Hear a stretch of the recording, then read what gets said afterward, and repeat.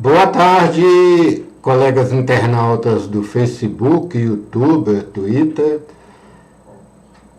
Aqui nós retomamos, neste ano de 2023, o nosso canal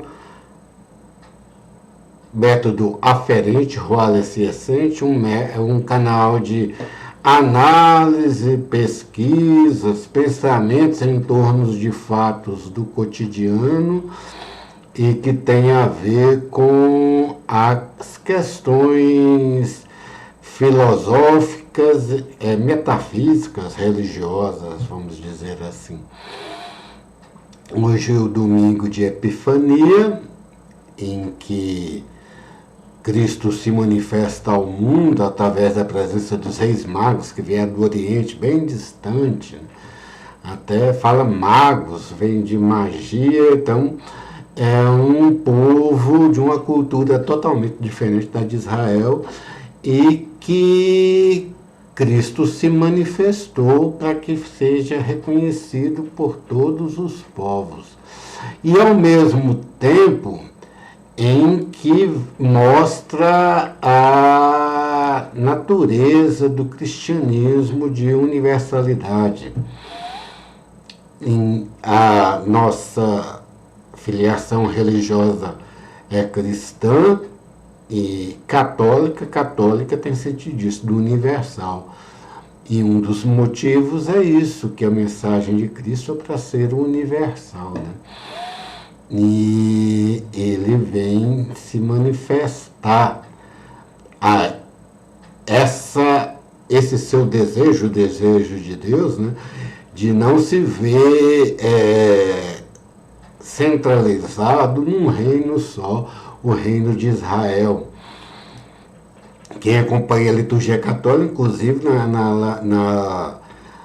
nas leituras da semana toda, né? E tem várias passagens em que os apóstolos falam, né, que os pagãos também são chamados para essa missão, né? Não existe uma nação escolhida. Mas passados tantos anos e as pessoas ainda querem entronizar alguém divino e escolhido, né?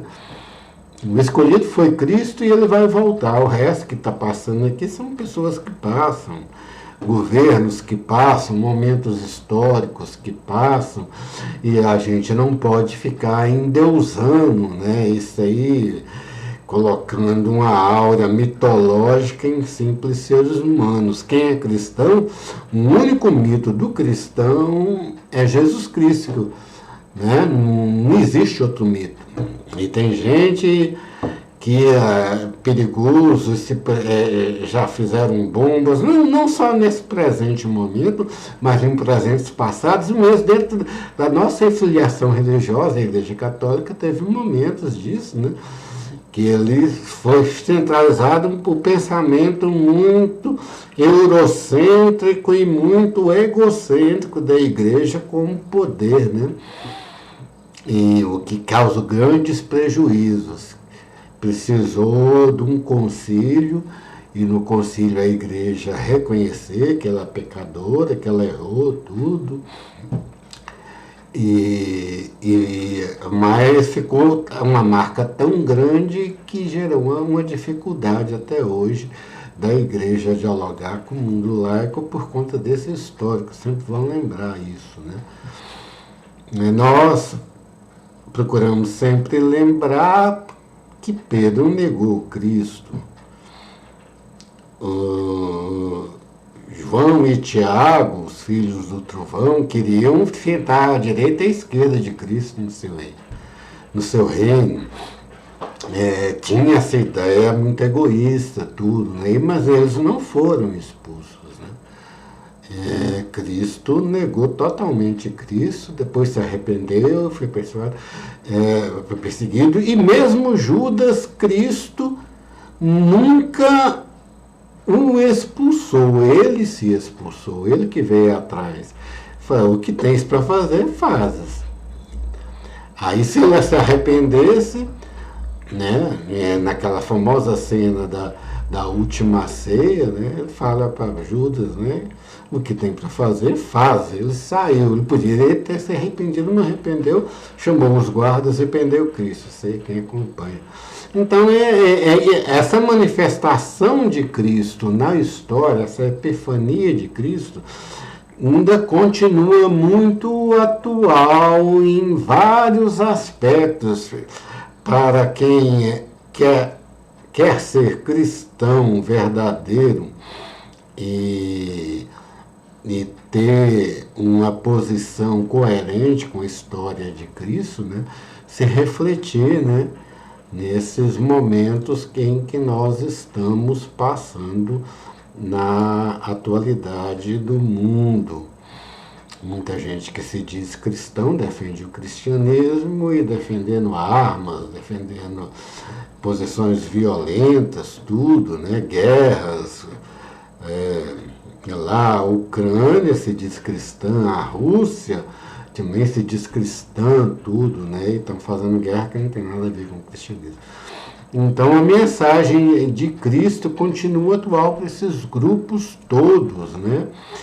E que os governos, quando eles ajudam o pobre, nós fizemos uma sessão de músicas, né? Lembra isso, né?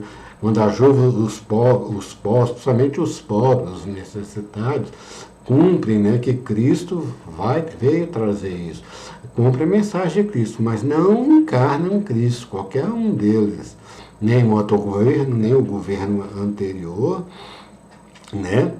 E nenhum pode falar um do outro.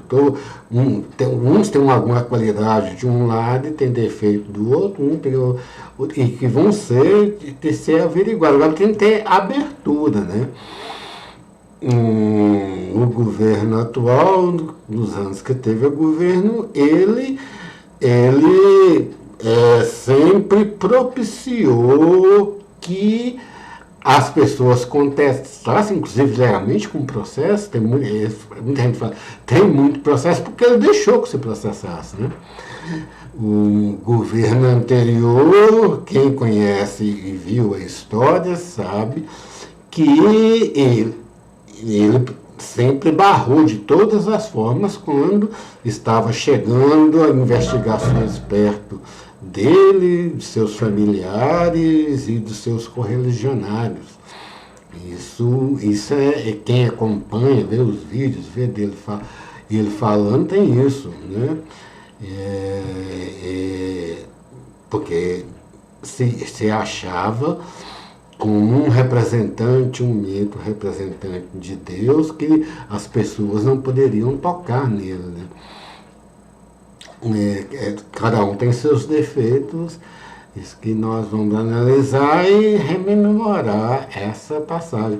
Nós vamos retomar essa nossas sessões, né? Hoje vamos fazer uma leitura. Ontem foi dia 7 de janeiro, dia da leitura do livro, né?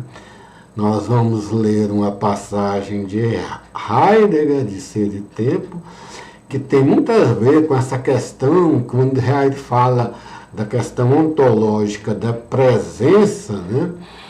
Tem muito a ver com essa questão da epifania, que é a manifestação de Cristo, de Cristo como rei, mas um rei, vamos dizer assim, do cotidiano, uma criança de um país pobre lá da Judéia, né, em frente ao Império Romano, é um rei totalmente diferente. E Heidegger tem uma proposta ontológica de recuperar isso, né? A historicidade, a cotidianidade e recuperar esse diálogo, né?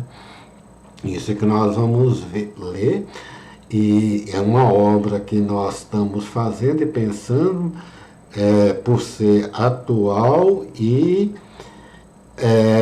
em conjunto com Deleuze e com Leonardo Boff, Jesus Cristo Libertador. Hoje tem a manifestação de Cristo. Deleuze com a dobra, né? Vem ver isso hoje, e um dos diálogos importantes é essa questão da dobra, que Heidegger vai falar sobre que a pessoa, para ela começar a fazer uma análise antológica do cotidiano, ela tem que ter uma perspectiva de morte. Se fala, a partir dessa perspectiva de morte é que há a cura, e a cura se dá no cotidiano. O cristianismo veio superar isso, que Cristo ressurgiu tudo, né? E Deleuze, quando analisa Leibniz, né? Leibniz tem até um livro chamado Teodiceia. Leibniz é cristão e defende questões cristãs, né? Tem essa questão de dobrar a perspectiva da morte. Ela só se justifica na medida do possível que a pessoa dobre o seu cotidiano, dobre a sua perspectiva de vida. Isso é que nós entendemos de Heidegger. Então, é isso que nós vamos refletir nessa nossa terceira obra, fundando a trilogia de nossos pensamentos em níveis editoriais, né? Nós já falamos aqui, já tem 2 publicações, essa vai ser a terceira. Toda a trilogia agora é para fechar esse pensamento, e isso esse cotidiano, nós procuramos sempre pensar, tanto no mundo, tudo que os fatos que aconteceu, dentro dessa perspectiva heideggeriana de ontologia dentro da cotidianidade. Boa tarde.